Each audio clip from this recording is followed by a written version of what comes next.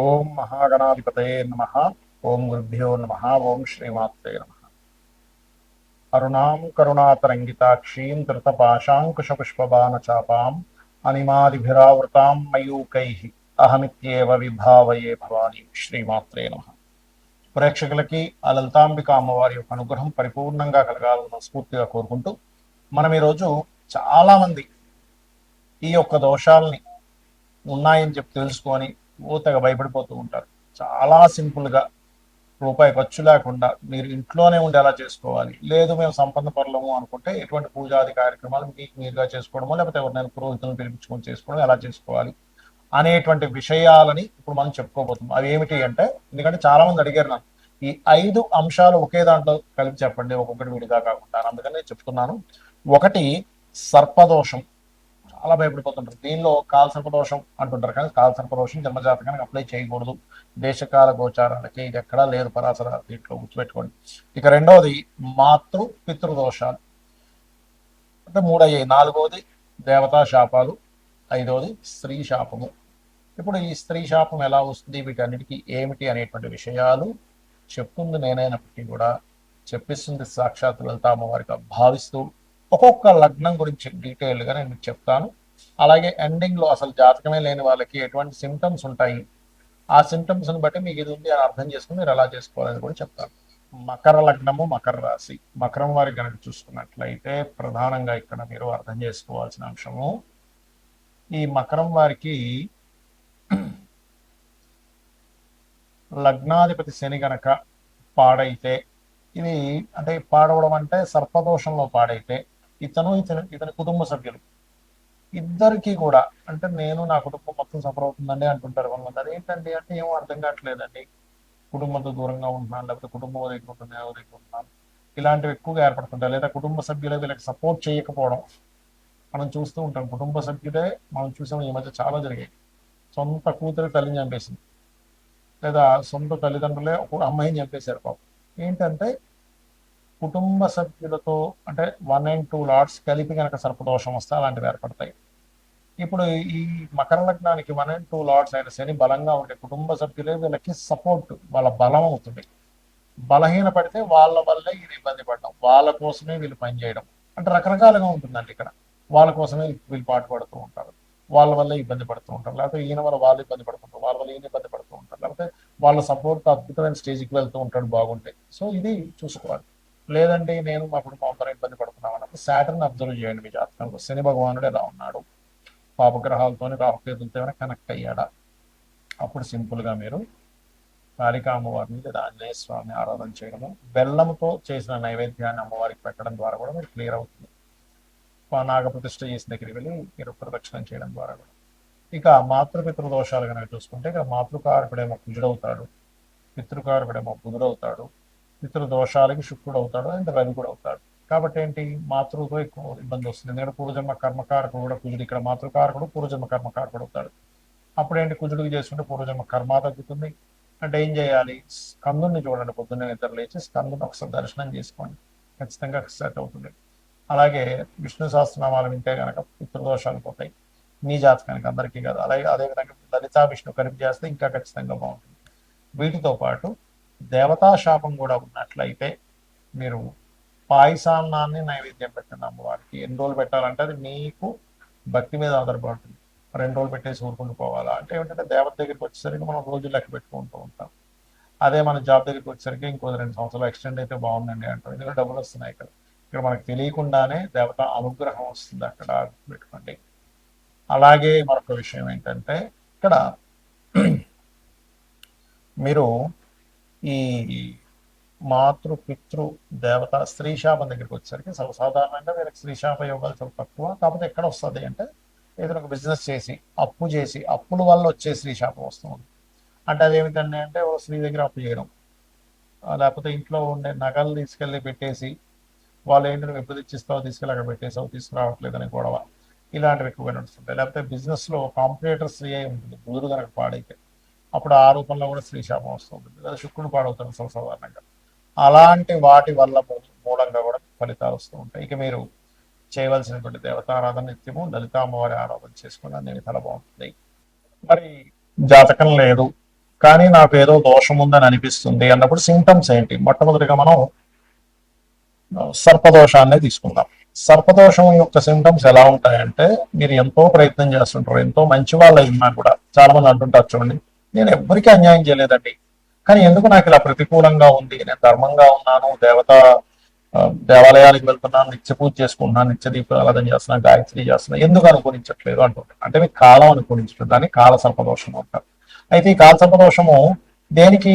అందరూ అనుకునేది ఉట్టి కాల సర్పదోషం కాలానికి. అంటే ఏంటి? ఈ దేశంలో మనకి వానలు, వర్షాలు వస్తాయి, తుఫాన్లు వస్తాయి, ఇలాంటి వాటికి చెప్పాలి. కానీ ఈ కాలసర్ప యోగంలో ఉన్నప్పుడు మీకు ఎఫెక్ట్ ఉంటుందా అంటే, దేశకాల పరిస్థితులు మనకి చూడండి, కరోనా వచ్చింది, జనరల్ గా అందరికీ ఎఫెక్ట్ ఉంటుంది. అప్పుడు నీ ఒక్కరికని కాదు, కాలసర్ప దోషం అనేది అందరికి ఎఫెక్ట్ ఇచ్చేది. ఇది కాలంలో ఏర్పడినప్పుడు తుఫాన్లని ఇవన్నీ అని సర్పదోషం ఉంది. అప్పుడు ఏమవుతుంటుంది అంటే, మీకు ఎప్పుడు ఎక్కడో దగ్గర ఒక శత్రువు, ఒక ఈర్షపడేవాడు, మనం అంటే నచ్చనివాడు, మనం ఎంత ధర్మంగా ఉన్నా సరే నచ్చనివాడు, ప్రతి దాంట్లో ఇన్వాల్వ్ అయిపోయి వాడు మనల్ని ఒక సర్పంలో మనల్ని ఎప్పుడు అక్కడి నుంచి తొలగిద్దామా అని మన మీద ప్లాన్ చేస్తూ ఉంటాడు. అదేంటంటే మనం పూర్వజన్మలో చేసిన కర్మ. ఎప్పుడైనా గుర్తుపెట్టుకోండి, మనకి ఒక జరుగుతుంది అంటే అది పాస్ట్ లైఫ్ లో మనం చేసుకున్న కర్మ ఆ రూపంలో ఆ వ్యక్తిలోకి ఎంటర్ ఇస్తుంది. అలా కాదంటే మన కర్మ కాదు, వాడే కావాలని చేస్తున్నట్టు వాడు కొత్త కర్మని క్రియేట్ చేసుకుంటున్నాడు. అది మనం అర్థం చేసుకొని నిత్య దీపారాధన, రావి చెట్టు చుట్టూ ప్రదక్షిణం చేసి వాటికి పసుపు కుంకుమ గంధం చేయడం. లేదంటే మేము బాగా సంపన్న పనులు మాకుండా సర్పదోషం క్లియర్ అవ్వాలి అంటే నవనాగ శాంతి చేసుకోవచ్చు. చేసుకున్నట్లయితే ఖచ్చితంగా అది క్లియర్ అవుతుంది, అందులో ఎటువంటి సందేహం లేదు. మంచి పురోహితులు ఉంటే వాళ్ళ చేత చెప్పి చేయించుకోండి. ఇక రెండవది, ఇక్కడ మాతృ పితృదోషాలు అసలు ఎందుకు ఏర్పడతాయని తెలుసుకోవాలి. మూలం తెలుసుకోవాలి. మనం ఇప్పుడు కూడా ఏర్పడింది అని కాదు, జాతకం తెలియదు కానీ మదర్తో పడట్లేదు. అందరూ నలుగురు పిల్లలు ఉంటే ఒక్కోసారి చూడండి, నలుగురు సంతానం ఉంటారు, తల్లిదండ్రులు చాలా మంచి వాళ్ళు, చాలా ధర్మాత్మ, అయినా ఎందుకో ఆ అబ్బాయికి తల్లికి పడదు, లేదా అబ్బాయికి తండ్రికి పడదు. ఏమిటి అర్థం కాదు. ఆ అబ్బాయి ఒక రకంగా ప్రవర్తించడం, లేకపోతే ఈ అబ్బాయి లేదా ఈ అమ్మాయి దగ్గరికి వచ్చేసరికి వాళ్ళ యొక్క ప్రవర్తనలో చాలా మార్పులు వచ్చేస్తుంటాయి. ఏమిటి ఇలా మార్పులు వచ్చేస్తున్నాయి అని అనిపిస్తూ ఉంటుంది. వాళ్ళకు కూడా అర్థం కాదు, తల్లిదండ్రులకు కూడా అర్థం కాదు. లోపల లోపల వాళ్ళు ఫీల్ అవుతుంటారు, ఏమిటి నేను ఈ అబ్బాయి దగ్గరికి వచ్చేసరికి నాకు డబ్బులు చాలవు, అరే ఇప్పుడు లేవురా అంటే వాడు ఫీల్ అవుతుంటాడు, లేకపోతే ఇప్పుడు లేవు అమ్మ తర్వాత చూద్దామంటే ఫీల్ అవుతుంది, అందరికీ ఇచ్చో నాకు మాత్రం ఇవ్వ అంటే ఏంటవుతుందంటే, మాతృపితృ దోషాలు ఉన్నప్పుడు వాళ్ళు వాంటెడ్ గా పూర్వజన్మలో ఉన్నటువంటి కర్మ వల్ల చేసేది ఒకటైతే, వాంటెడ్ గా చేస్తున్నట్టు కూడా కొన్నిసార్లు అనిపిస్తుంటది పిల్లలకి. కాబట్టి ఇదంతా ఎందుకు జరుగుతుంది? తల్లిని పూర్వజన్మంలో ఏదో ఇబ్బంది పెట్టాడు, అది ఈ కర్మ ఈ జాతకుడు కావచ్చు, జాతకురాలు కావచ్చు అనుభవించాలి. అలాంటప్పుడు తెలియక చేసే పిచ్చి పనులు ఏంటంటే, మళ్ళీ తల్లితో మళ్ళీ ఫైట్ చేస్తూ ఉంటాడు. దూరంగా ఉండంటే ఆవిడ వదిలేమని కాదు, ఏమన్నా సరే సైలెంట్ గా ఓకే అమ్మ రైట్, మీ పని మీరు చేసుకోండి, శ్రీమాత్రే నమః అనుకుంటూ ఉండండి. ఖచ్చితంగా క్లియర్ అవుతుంది సమస్య అనేటువంటిది. లేదా మెడిటేషన్ చేసుకోండి, అమ్మవారిని పట్టుకోండి, అమ్మ నేను ఏదో పూర్వజన్మంలో తల్లిని ఏదో ఇబ్బంది పెట్టుకుంటాను, చికాకు పెట్టుకుంటాను, చాలా నా వల్ల బాధపడి ఉంటుంది ఈ జన్మలో, అందుకే నాకు ఈ కర్మ ఈ రూపంలో వచ్చింది అని అనుకొని ఏమీ అనుకుంటా మీ పని చేసుకుంటూ వెళ్ళండి. ఒక్కోసారి అత్తగారి రూపంలో కూడా వస్తుంది, కాకపోతే అది కొంచెం దశమ స్థానము చతుర్థ భావాలు కూడా పాడవుతాయి. ఇక పితృదోషం అనేది సింహరాశి పాడైనా, రవి పాడైనా, మీ లగ్నం నుంచి 9వ స్థానం పాడైనా వస్తుంది కామన్ గా. అయితే ఇక్కడ మీకు ఎలా ఉంటుందంటే, తండ్రి పాపం ఏదో మీకు ఫేవర్ చేద్దామంటుంటే గొడవ వస్తుంటది, మీరేదైనా చేస్తుంటే తండ్రి ఒప్పుకోడు. అది ఎలా ఉంటదంటే, తండ్రి రూపంలో కొంత వస్తుంది, కొన్నిసార్లు మనం ఎన్ని ప్రయత్నాలు చేస్తున్నా పితృదేవతల అనుగ్రహం ఉంటుంది అక్కడ. ఎందుకు అంటే ఎక్కడో పితృదేవతల యొక్క లైన్ కట్ అయిపోయింది మీ వంశంలో. కట్ అయిపోయినప్పుడు ఏమవుతుంది, దాని సిమ్టమ్స్ ఎలా ఉంటాయంటే, సంతానం సరిగ్గా లేకపోవడము, తక్కువ ఏజ్ లోనే మరణాలు జరగడం. చూడండి, కొంతమంది అంటుంటారు, మీరు చూస్తే గనక ఏమిటోనండి మా ఇంట్లో 40-45 ఏళ్ల కంటే ఎక్కువ బతకట్లేదు మగపిల్లలు, తీరా చూస్తేనేమో పిల్లలేమో అనాథలుగా అయిపోతున్నారు. బికాజ్ ఆఫ్ మీకు ఉండేటువంటి పూర్వజన్మ కర్మల్ని తీసేటువంటి శక్తి దేవతలకి పితృదేవతలకి ఉంటుంది. అంటే పూర్తిగా తీసేయడం అని కాదు, దాని నుంచి ఒక రక్షణ కవచంగా నిలబడుతుంది వాళ్ళ యొక్క ఆశీర్వాదం అనేటువంటిది. కాబట్టి ఇక్కడ ఏమవుతుందంటే, ఈ యొక్క కాంబినేషన్స్ ఎప్పుడైతే ఇలా ఉన్నాయో మీకు ఇబ్బంది వస్తూ ఉంటుంది. అప్పుడు కూడా ఏంటి, తండ్రితో ఫైటింగ్ చేయడం, తండ్రి ఏదో ఇవ్వకపోవడం, నలుగురికి ఒకలాగా మీకు ఒకలా చేయడం, ఇలాంటివి జరుగుతూ ఉంటాయి. ఎందుకంటే అక్కడ నుంచి దోషం ఉంది, యోగం లేదు. ఇక్కడ మనం అర్థం చేసుకోవాల్సిన విషయం ఏంటంటే, అక్కడ దోషం ఉంది. యోగం లేకపోవడం వల్ల, దోషం వల్ల రావట్లేదు, యోగం ఉండుంటే వచ్చేది అని మీరు అర్థం చేసుకోవాలి. దానికి సింపుల్ గా నేను ఇందాక చెప్పినట్టుగా నిత్య పితృతర్పణాలు లేనట్లయితే అమావాస్య నాడైనా సరే పితృదేవతలకి పరంగా మీరు వాళ్ళ కోసం స్వయం పాకం ఇవ్వడం, అంటే బియ్యము, 2 రకాల కూరగాయలు, పప్పు, ఉప్పు, మిరపకాయలు ఇవన్నీ కల్పిస్తారు. అంటే వంట సామాగ్రి ఏదైతే అంతా ఇస్తారు. అలా ఒక బెండకాయ, ఒక వంకాయ ఇస్తే పాపం వాళ్ళకి సరిపోదు, వాళ్ళు పాపం బాధపడతారు. అది. ఇక దేవతా శాపం. దేవతా శాపం అసలు ఎందుకు వస్తాయి అంటే అందరూ ఏమనుకుంటారు, పూర్వీకుల్లో ఎవరో గుడిలో ఏదో చేశారు, విగ్రహం ఎత్తుకుపోయారు మురారి సినిమాలలోగా అని అనుకుంటారు. కాదు, అది చాలా పెద్ద దోషం. అది అది తప్పని కాదు నా ఉద్దేశంలో. కానీ ఇక్కడ ఏమిటి అంటే మీ యొక్క పూర్వజన్మల్లో లేకపోతే ఈ జన్మల్లో కూడా ఇంట్లో చేసేటువంటి అగ్నితో చేసేటువంటి దోషాలు కొన్ని ఉంటాయి. అంటే స్నానం చేయకుండా వంటగదిలోకి వెళ్ళడం, స్త్రీను బయట చేరినప్పుడు వంటగదిలోకి వెళ్ళడం, ఇవన్నీ కూడా కొంతవరకు అగ్నిదేవుడికి సంబంధించిన శాపాలు, కొంత సర్పదోషాలు కూడా వస్తాయి వాటి వల్ల. అలాగే దేవతా సంబంధించినటువంటి విషయంలో చూడండి, కొన్ని ఎన్విరాన్మెంట్ డిపార్ట్మెంట్స్ లో ఉంటూ అక్కడ సొమ్ముని తినేయడం, లేకపోతే దేవుడు మాన్యాన్ని, అంటే దేవుడు అంటే భగవత్ సంబంధించిన ఆలయానికి సంబంధించిన భూములు ఉంటే వాటిని జాగ్రత్తగా వాళ్ళు కైవసం చేసుకుని వాటిని వాడేసుకోవడం, అది చాలా పెద్ద దోషం. అదేంటంటే ఒక వంశాలను నాశనం చేసేస్తుంది. పెట్టుకోండి, అస్సలు పొరపాటును కూడా. అసలు మీకు దానం ఇస్తేనే, ఎవరైనా భూమి దానం ఇచ్చారనుకోండి, పురోహితులకి ఎవరికైనా బ్రాహ్మణులకి ఇవ్వాలి, ఏదో కుజదోషం ఉంది అని భూదానం ఇచ్చారు అంటే, కుజదోషం ఉంటే అందరు ఇవ్వాలని కాదు, 4వ స్థానం పాడే ఇస్తారు కోసం. అప్పుడు ఆ తీసుకున్నటువంటి బ్రాహ్మణుడు, పురోహితుడు ఎవరైతే తీసుకుంటే, పురోహితుడు అనుకోండి, ఇంకోరు అనుకోండి, గాయత్రి చేయాలి. కొన్ని లక్షల కోట్ల గాయత్రి చేస్తే గానీ అది బరాయించే శక్తి రాదు. లేనట్లయితే ఏమవుతుందంటే, అది ఎన్ని రేణువులు ఉన్నాయో అన్ని జన్మలు నరకం అనుభవిస్తారట. గాయత్రి భూదానం అంటే అది ఈజీ కాదు. భూదానము, సువర్ణ దానం ఇలాంటివన్నీ ఏవో నవగ్రహాలకి చిన్న దానాలు లాంటివి కాదు.